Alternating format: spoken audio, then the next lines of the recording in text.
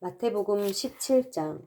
그리고 6일 후에 예수께서 베드로와 야고보와 야고보의 동생 요한을 데리고 높은 산으로 올라가셨습니다. 예수께서는 그들 앞에서 모습이 변모돼 얼굴이 해처럼 빛나고 옷이 빛처럼 새하얗게 됐습니다. 바로 그때 모세와 엘리야가 그들 앞에 나타나 예수와 이야기를 나눴습니다. 베드로가 예수께 말했습니다. 주여, 우리가 여기 있으니 참 좋습니다. 주께서 원하신다면 제가 여기에다 초막 셋을 만들되 하나는 주를 위해, 하나는 모세를 위해, 하나는 엘리야를 위해 짓겠습니다. 베드로가 말하고 있을 때에 빛나는 구름이 그들을 덮더니 구름 속에서 소리가 들려왔습니다. 이는 내가 사랑하는 아들이다.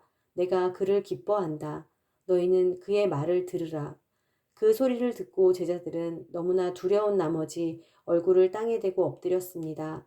그때 예수께서 다가와 그들을 어루만지며 말씀하셨습니다. 일어나라, 두려워하지 말라. 그들이 눈을 들어 보니 예수 외에는 아무도 보이지 않았습니다. 산을 내려오면서 예수께서 그들에게 당부하셨습니다. 인자가 죽은 사람들 가운데서 다시 살아날 때까지는 너희가 본 것을 아무에게도 말하지 말라. 그러자 제자들이 예수께 물었습니다. 그런데 왜 율법학자들은 엘리야가 먼저 와야 한다고 말하는 것입니까? 예수께서 대답하셨습니다. 분명히 엘리야가 와서 모든 것을 회복시킬 것이다. 그러나 내가 너희에게 말한다. 엘리야가 이미 왔다. 그런데 그들이 그를 알아보지 못하고 자기들 마음대로 대했다. 이와 같이 인자도 그들의 손에 고난을 당할 것이다. 그제야 제자들은 예수께서 세례자 요한을 두고 하신 말씀인 줄 깨달았습니다. 그들이 사람들에게 오자 어떤 사람이 예수께 나와 그 앞에 무릎을 꿇으며 말했습니다. 주여, 제 아들에게 자비를 베풀어 주십시오. 간질병에 걸려 몹시 고통받고 있습니다. 자주 불 속에 몸을 던지고 물 속에 뛰어들기도 합니다. 그래서 이 아이를 주의 제자들에게 데려왔지만 그들은 고치지 못했습니다. 예수께서 대답하셨습니다. 아, 믿음이 없고 타락한 세대여. 도대체 내가 언제까지 너희와 함께 있어야 하겠느냐? 내가 언제까지 너희를 참아야 하겠느냐? 아이를 데려오너라. 예수께서 귀신을 꾸짖으시자 귀신은 아이에게서 나갔고 바로 그 순간 아이가 나았습니다. 그때 제자들이 예수께 다가와 따로 물었습니다. 어째서 저희는 귀신을 쫓아내지 못했습니까? 예수께서 대답하셨습니다. 너희 믿음이 적기 때문이다. 내가 진실로 너희에게 말한다.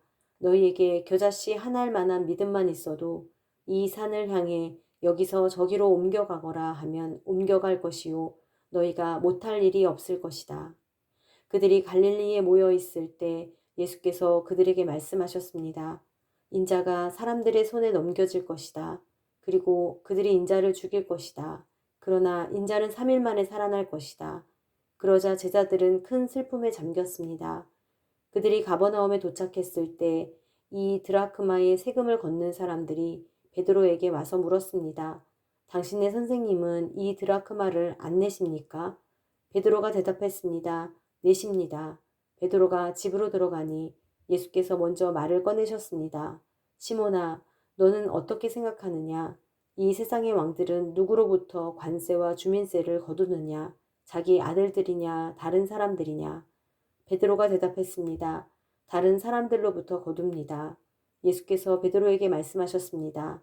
그렇다면 그 아들들은 세금이 면제된다. 하지만 그들의 비위를 건드리지 않도록 바다에 가서 낚시를 던져라.